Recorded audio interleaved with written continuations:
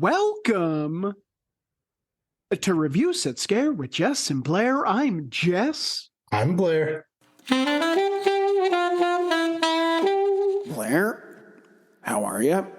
I'm doing good, man. How you doing? I am doing very well. We are back with yet another Simpsons Treehouse of Horrors bonus episode. So without further ado, let's just jump right into it, shall we? Let's do it, man. Air date on this one, October 29th, 1992, Season 4, Episode 5, right in the Simpsons sweet spot. Yeah. Loving it. Let's start off with a few fun facts. Do you have any fun facts? I just have one, and it's shown right at the beginning of the episode. This is the first Treehouse of Horror episode where we actually get Homer Simpson giving us the warning at the beginning instead of Marge, when he calls everybody a chicken. Yeah, doing his best Alfred Hitchcock impersonation. Yeah. Yeah, calling everyone a chicken, and then Marge scolds him. I love it. I love it. We'll talk about that a bit more in likes and dislikes. Yeah, for sure. Yeah, I've got a couple here. This is the second Treehouse of Horrors episode that has characters telling scary stories. Okay. The first, of course, being the very first Treehouse of Horror episodes. The King Homer segment is one of Matt Groening's, the creator of The Simpsons, favorite Treehouse of Horror episodes or segments ever. Yeah, it is pretty awesome. We'll talk about that as well because, do I have, I love that one. I have a lot to say about that one. Yeah. And then finally, I thought this was pretty funny. When Marge looks at the advert in the newspaper in King Homer, the advert above hers that she's looking at is the one placed in the song Escape, the Pina Colada song. Really? I didn't even notice that. Pretty hilarious, yeah. Let's talk about the fine folks who worked on this one. Written by Al Jean, Mike Reese, Jay Kogan, Wallace Wolodarski, and Sam Simon, also John Vitti, starring, of course, Dan Castellaneta, Julia Kavner, Nancy Cartwright, Yeardley Smith, Hank Azaria, Harry Shearer, Marcia Wallace, Russie Taylor. The list goes on and on and on. They're the OGs. Synopsis for Treehouse of Horrors 3, courtesy of our dear friends at IMDb. An evil Krusty the Clown doll tries to kill Homer. Marge is captured by a giant ape who falls in love with her, and Bart inadvertently raises the dead. Short and sweet and to the point. So good. Another 3 segments, of course. The 3 segments are Clown Without Pity, King Homer, and finally, rounding out the night, Dial Z for Zombie. Blairski, this is where we usually do Kill Count, one of our favorite segments, but we don't have a number, so we'll just quickly talk about the kills in this one. There's a lot of them. Especially in that second segment. You could also argue in the third segment, too. Yeah, absolutely. King Homer, who is basically just King Kong, eats quite a few people, including Smithers, Lenny, and Shirley Temple.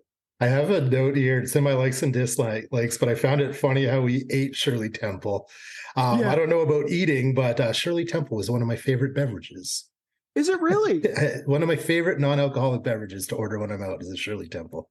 Delicious. Quite delicious. I do like, and again, we'll talk about it in likes and dislikes. You know what? This is a good segue.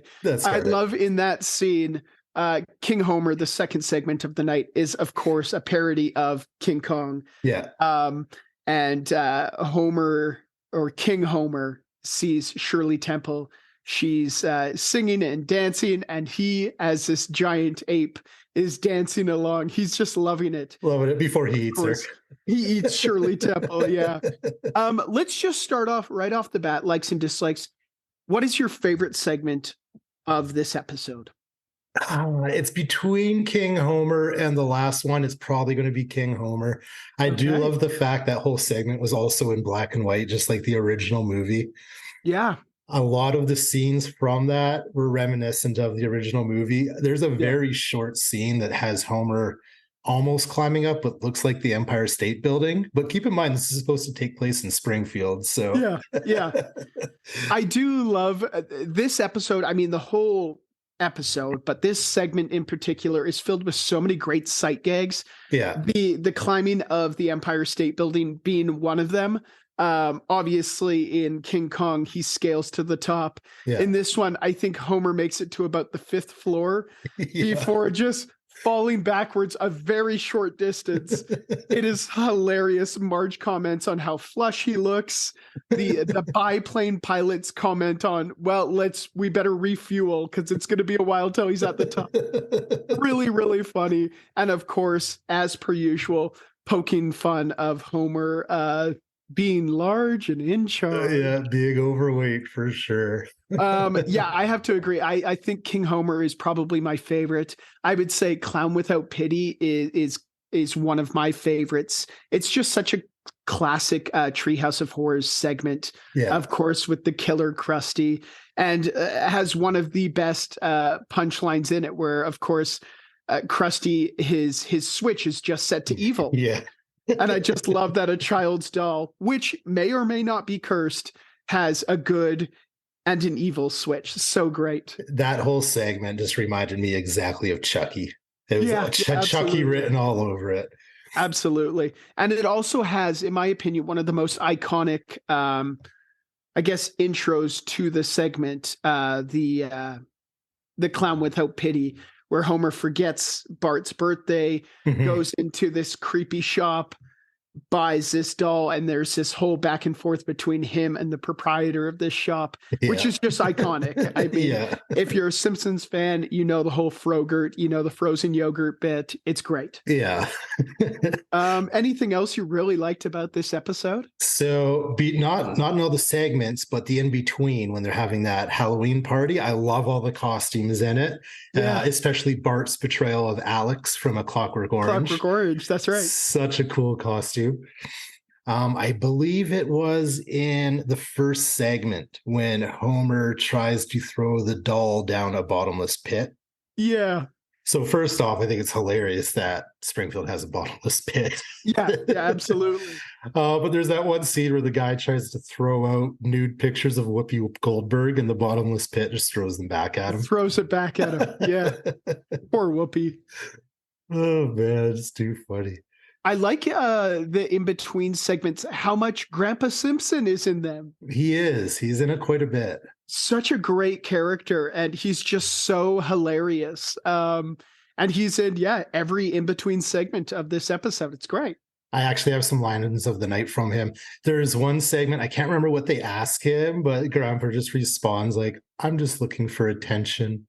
I have that in my lines of the night. Okay, so we'll get there. We will touch on that. We briefly mentioned the intro. We're big intro people. Of course, we talk about intros every single episode. Let's get your first impressions on this one, because it is a little bit different than the first 2 episodes we've seen. So we're talking about Homer's warning? Yeah, absolutely. So I found it kind of refreshing, just someone different than Marge for one. Yeah. Obviously, Homer gives his dumbed down approach to it. Yeah. And calls everyone chickens. And I love how Marge just scolds him after, which is in my line of the night, so I'm not going to say it now. I think he mentions he mentions that it's just a bunch of like religious people who are not liking the show. Yeah. We of course really like the first 2 intros kind of being play-ons of the Frankenstein intro. Yeah. And this one being a play-on of I believe it's Alfred Hitchcock Presents. Okay, which makes sense. It's so great. I do love the outline of Alfred Hitchcock, and when Homer steps into the outline, he's a little bit larger than the outline, which is again another great sight gag. Just kind of playing fun at Homer's weight issue. And of course, it is. I just love the warning, kind of what you're about to see. But Homer's not as concerned as Marge is. No, he kind of makes it funny, And I guess we only get a couple more episodes of that intro warning. Of the warning, before they get rid of it, Yeah, I think you're right. What I did like about this one is I believe it was the first Treehouse of Horrors. I don't remember them in the first 2 episodes that has the Simpsons family couch gag. Okay, I was wondering that. Of course, very popular in their regular season episodes where the Simpsons family runs in, sits down on the couch, intro credits run. But this one has the Simpsons family run in as a bunch of skeletons, Yeah. which is pretty excellent. I like that. It's like short that a and lot. sweet to the point, but it's pretty awesome. Yeah, it just has that nice little touch of like is the stuff that you just, is instantly the Simpsons, that running in, sitting down on the couch. I love it. We of course, I have to mention Kang and Kodos. Yeah. Very brief. Very brief. I feel like it was down to the wire, and the writers almost forgot that they didn't have Kang and Kodos in there. So that was nice to see them, of course. It's almost like they had finished the episode, but then just threw them in there. You know what I mean? They were like, we have to stick this in somewhere. But it's still, I mean, it didn't make a difference, to be honest, whether they were in the episode or not, or even in that segment. But it's always nice seeing them. Of course. I want to mention the writing in this episode. We've been mentioning it the past two Treehouse of Horrors episodes where it's, come season 3, which would have been, of course, episode 2, and then episode 3 being season 4. This is where the Simpsons and the writers really hit their stride. The writing in this episode is so good. I love it. Yeah. This is, of course, he's not billed as a writer in this one, but this is, of course, when Conan O'Brien was part of the writing / producing team. Oh, okay. Yeah. I mean, this is when The Simpsons is really at its best. I love it. There's a scene with Homer Simpson eating pork rinds. I was curious your take on pork rinds. Are you a fan of pork rinds? I'm not going to lie to you. I'm not the biggest fan of pork products. Yeah. Okay. Never had a pork rind in my life. No way. Never. Not even once. Even once. I think that's it's deep fried. Pig skin, I think. Pig skin, yeah. Pig skin, yeah. Very salty, very salty. It's not it wouldn't be my go-to. No. No. Are you a fan, though? I don't mind them. I would never go out and buy them. There's plenty of other snacks out there I would rather have than pork rinds, but it is not in the Blairski survival kit. No, or in my kitchen, no. Or in your kitchen, yeah. But I will eat a pork rind. If offered, I will eat pork rinds. If 100%. Someone was talking, well, of course, you don't want to be rude and reject a pork rind. No. Oh, God. Anything else you really liked about this one or really didn't like about this one? Or were kind of meh about? Well, I got nothing I didn't like or nothing I met about either. I do have some moments throughout the episode that I really liked that I have written down. So in the second segment, King Homer, when Mr. Burns tries throwing the gas bomb and it lands like 3 feet in front of him. Yeah. What was he singing? Oh, I can't strolling through the gas. Yeah. So great. It's so funny. Just very Mr. Burns. Yeah, right. I do like in the final segment, Dial Z for Zombies. It was kind of a mix between Pet Sematary and Night of the Living Dead. So I kind of like that crossover in it. Yeah. It was, very, very Pet Sematary right at the beginning. And also, that being mentioned, it's the first time that the Springfield Pet Cemetery has ever been shown. Okay. Yeah.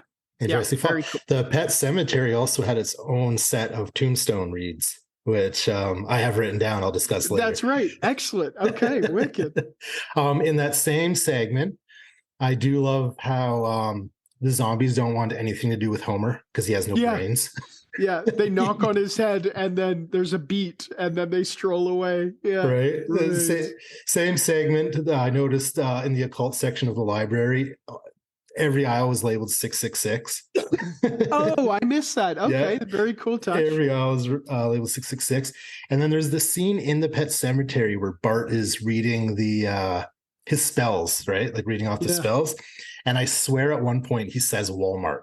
He does say Walmart. Yeah. One of the spells. I'm a big proponent of watching stuff with subtitles on it. Too many years of loud punk rock music Yeah, right. has ruined my my hearing. So, but he did say Walmart. Yeah, I noticed that my second time around. So I watched this episode twice in preparation for this episode. My first time was without subtitles, and that's when I wrote it down. I was like, I swear he just said Walmart. Second time I watched it with subtitles, he definitely says Walmart. Apparently, all of the other words that he chants, I believe, are people who worked on the show in some capacity, writers, producers, animators, whatever. Okay. But it was last names of people who had worked on the show, which is kind of cool. It's the Simpsons, man. They always have a reason for something. They don't throw in things for, no reason. There's always usually something behind it, something comical behind it usually, right? Absolutely, 100%. Yeah. What do you say? Should we move right along? Yeah. I mean, I could, this has been my favorite episode so far. I could probably talk about funny moments in it forever. So yeah, we'll move along. Agreed. This is one of my favorites as well. And I mean, we're only this is the third Treehouse of Horror in, and we love the first two. So that's saying something. Right. Let's dive into one of our new segments, our special segments for these Treehouse of Horror episodes. It's called What's on That Tombstone? The portion of the episode where Blairski regales us with funny/interesting names he sees on the many tombstones in the third Simpsons Treehouse of Horrors. Blairski, what did you see? So the intro tombstones read Drexel's class or classic, Drexel's classic or classes. Okay. I can't remember. And I don't know what that means, but that's what it read. Second tombstone read, I'm with stupid. And had an arrow pointing at the next tombstone, which read a Buckminster Fuller, which I also don't understand. Okay. But it was there. After that, we get a brief glimpse of the next tombstone, but it's so quick, I couldn't really catch what was on it. All I was able to read was slapstick. I'm not sure if it was meant to say slapstick comedy, possibly. Oh, maybe. Yeah, maybe.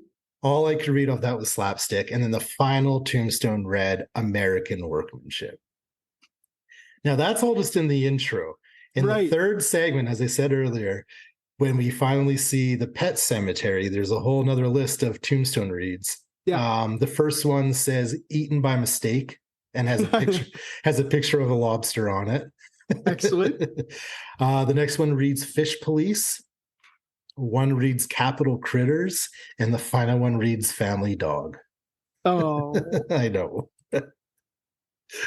Those are awesome. All the tombstones that I picked out for this episode. Anyway. I'm glad that they did. It is a really nice touch for that Z is for zombie that they added in the tombstones. That's great. Pet Cemetery, yeah, I thought so too. Great segment. That leads us to our next newest segment, which is, hey, that's a funny name. The portion of the show where we go through some of the funny/scary names used in the opening and closing credits featured in the third Simpsons Treehouse of Horrors episode. Now, a lot of these did not change from Treehouse of Horrors 2, but some of them did. So I've added a couple. I've only done a couple here. So, of course, James Hell Brooks, Matt Merchandising Groaning, which is great. Yeah. Somewhat shocking Sam Simon. Creepy Conan O'Brien. Okay. I love Conan O'Brien. Yeah. And then Nocturnal Nancy Cartwright. So there's just a few. I thought those were just a few that I really liked. Yeah, a few good ones for sure. Exactly. That leads us right into one of our favorite segments of the show, lessons we learned from watching the third Simpsons Treehouse of Horrors. Lessons we learned from watching. Insert title of movie here. The segment of the show where we talk about the valuable life lessons we learned from watching said television episode. Blairski, did you want to kick this one off? Yes. So when barricading your house in preparation for the zombie apocalypse, do not forget to barricade the front door. Yeah. Oh, right. The zombies. Yeah, right. The zombies. My next one is zombies prefer to be called the living impaired, as per Bart Simpson. Yeah, I put that too. So great. So great. We talked about this one a little earlier, but before giving your child a talking electronic toy, make sure the setting is set to good and not evil. Yeah. When dressing as Caesar or any other character that requires you wearing a tunic, make sure to wear appropriate attire underneath, as you never know when a rusty nail might pull it off you. Yeah, watch out for loose nails. So great. My final lesson I learned is do not buy your 8 or 9-year-old gifts from a place called the House of Evil, especially when the gifts are quote unquote cursed. But then again, it was Homer Simpson, so Yeah, and they came with free yogurt, free frozen yogurt. Free Frogurt, yeah. Yeah. Oh, goodness. Great lessons. Yeah, I've got a couple here. Fruit is nature's candy. Yeah. It's a very Marge Simpson line. Very much. Oh, goodness. Here comes the Shack Attack. And then finally, if a zombie bites you, you become a zombie. You must walk the earth, feeding on the brains of the living until the spell is broken. Yeah, which is also kind of nice. It's rare that we see any kind of nod to a spell being put on people or being broken by people, which it's kind of a nice touch. But those are the 2 lessons I learned from watching the 3rd episode, Treehouse of Horrors. Let's go right into Line of the Night. Line of the night. Line of the night. Line of the night. Line of the night. Line of the night. Line of the night. Line of the night. Line of the night. Line of the night. The segment of the show where we discuss our favorite lines from the television episode. They might give us chills. They might give us the giggles. All we know is that they are our favorites. Blairski, would you like to kick this one off? Yeah, I got a few. So after Homer finishes his story, Grandpa says, Homer, I've coughed up scarier stuff than that. Yeah. Which I thought was hilarious. In the first segment, Grandpa gives Bart a bunch of money for his birthday. And Marge asks Grandpa where he got all the money from, in which he replies, the government. I didn't earn it. I don't need it. But if they miss one payment, I will raise hell. I love that. Which I thought was great. Like first 2 lines of the nights were Grandpa, which is great. I'm glad he was so much in this episode, part of this episode. Oh yeah, absolutely. And such a grandpa line too as well. For sure. This one was at the beginning warning that Homer gives. So this is when Marge scolds him. So in the beginning opening after Homer calls everyone a chicken, Marge says, Homer, did you just call everyone chickens? Homer replies, no, I swear on this Bible. Then Marge says, that's not a Bible. That's a book of carpet samples. To which Homer replies, oh, fuzzy. In typical Homer yeah, absolutely. Fashion, for sure. He just loves his carpet samples.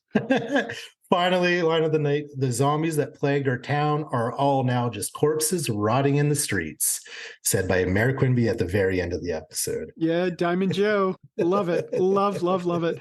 I've got quite a few here, so please bear with me. In the segment, Clown Without Pity, Homer walks into a shop to buy Bart a gift and says, do you sell toys? To which the shop owner says, we sell forbidden objects from places men fear to tread. We also sell frozen yogurt, which I call Frogurt.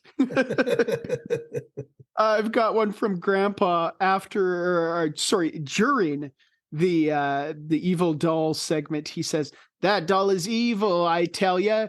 Evil. To which Marge says, Grandpa, you said that about all the presents. Yeah, to which Grandpa says, I just want attention. Yeah, I just want attention. I feel like throughout the seasons of The Simpsons, Grandpa always kind of spurts out things like that, saying things are evil, evil. I know he does it in the movie. He does, yeah. And he's slightly a bit senile. Yeah, it's so great. The next one I have is from Patty, one of Marge's sisters. After seeing Homer run through the kitchen naked, says, there goes the last lingering thread of my heterosexuality. It's so funny, man. It's such a funny line. Homer in the doll segment. The doll's been trying to kill me and the toaster's been laughing at me. I love that. Mr. Burns in King of Homer says to Smithers, this is a golden opportunity. If we get him alive, we can put him on Broadway. Dead, will sell monkey stew to the army. Yeah, I almost wrote that one down too. In the King Homer segment, King Homer is, of course, on Broadway. The curtains of the theater pull away to reveal King Homer standing on a platform on a stage. Everyone gasps, including Barney, who says, "Wow, look at the size of that platform." Yeah, just doesn't even care about the giant monkey in front of him. Again, such a Barney Gumble line. Yeah. I feel like the writers are very much, they have found the voices of the characters, and they're writing for the characters so good. The couple more, bear with me. At the wedding of King Homer and Marge, the usher in the church asks a chimpanzee if they are with the groom's party or the bride's, which I thought was just great. And he answers in like ape language and just kind of like raises his hand to a certain level, and they know somehow what he's talking about. Yeah. Follow me, sir. Yeah. Two more here. Bart in Dial Z for Zombies.